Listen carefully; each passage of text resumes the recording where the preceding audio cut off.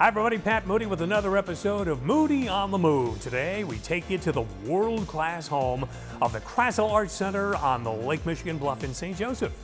Today's presentation of Moody on the Move is made possible by our good friends at Corewell Health Southwest Michigan and is available anytime online at moodyonthemove.com.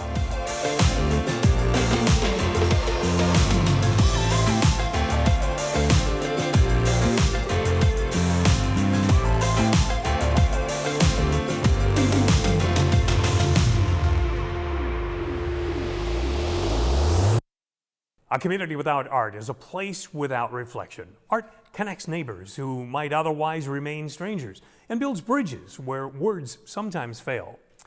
Tami Fauver is the Executive Director here at the Krasl Art Center, and she and her team are on the move in a lot of ways. Tammy, thanks for having us first and foremost. Tell us a little bit about what's going on. Well, thanks so much for coming today. So we are sitting in our new collections lounge. This is a public space that we have been using for a couple of years now at the Krasl for the public, but we recently refreshed it so that we could feature sculptures from our permanent collection that are oftentimes in storage. We want people to see them. So a new space for people to explore, a new gallery in addition to our regular galleries. We also refreshed our gift shop. Our former gift shop is now known as the Print Lab, and that is a space where individuals can come in of all ages and create collage. They can create prints. They can make their own cards. We still have a few items for sale as well, including cards for special occasions, and we're starting to print our own cards in-house to offer folks as well.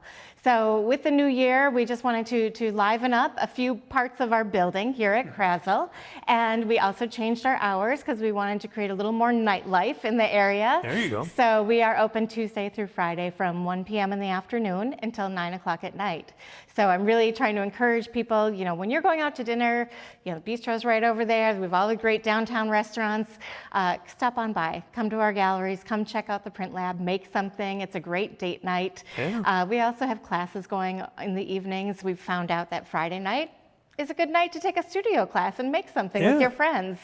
So we've been really enjoying that atmosphere and those additional hours in the evening time. Excellent. Well, and as people are, after dinner taking a stroll along the bluff or whatever, and they see the building and then they go, oh, but now they won't have to. They can come in. They won't have to. They can come right in. Excellent. Now, the Print Lab, quickly, when you talk about that, is that on a first-come, first-served basis? Do you lease it? So the Print Lab is a drop-in space. So we wanted people to have the opportunity to spend more time with us and have something that they could do while they were here if they weren't registered in a class. Oh, okay. So now you can go to the galleries and then afterwards drop into the Print Lab and make something. That said, we are also hosting some special makers nights where people can come in and make holiday-specific type cards and something like that. Excellent. Excellent.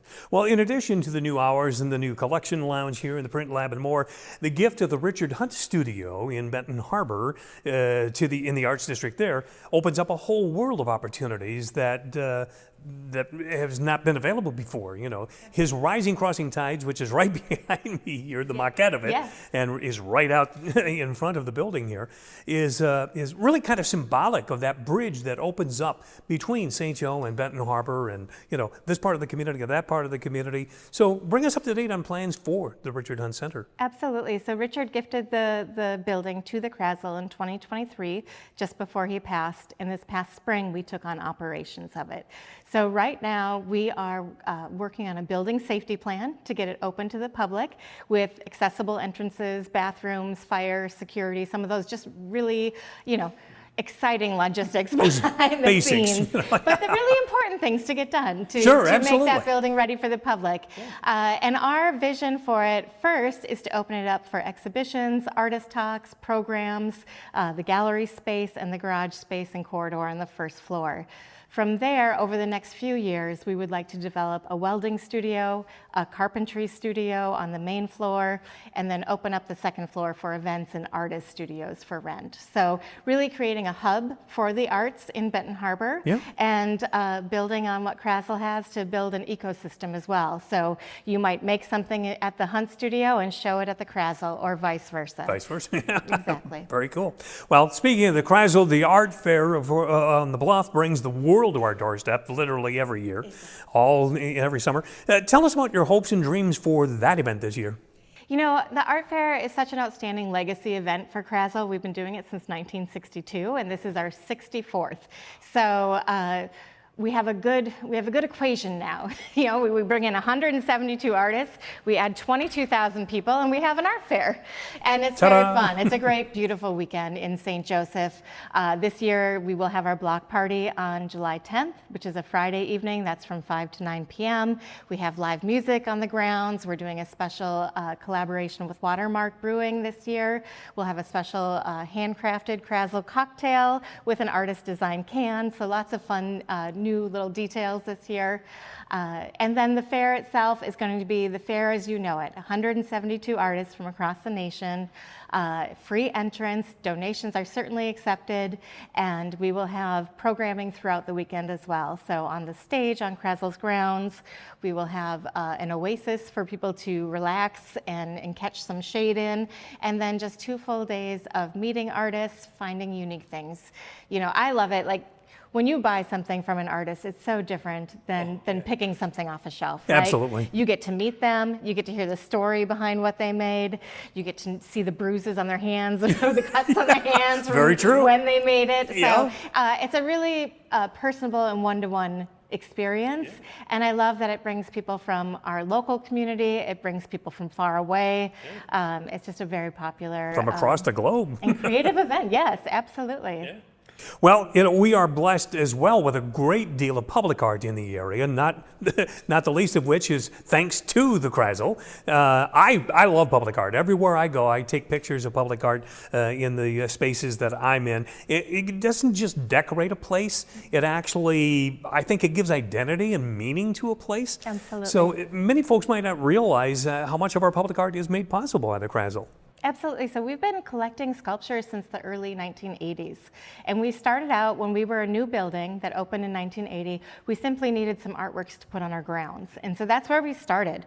Olga Krasl commissioned the first sculpture for the collection, which is our Kirk Newman's gull wave. And that's down at the Arboretum now. So as our collection grew, our locations for it grew. And it's a really unique thing. You know, we don't have the 130-acre sculpture park. We have art in our community. So people can go out, they can see it 24/7. You can enjoy it while you're at the beach. You can walk by it on your daily stroll at the Arboretum.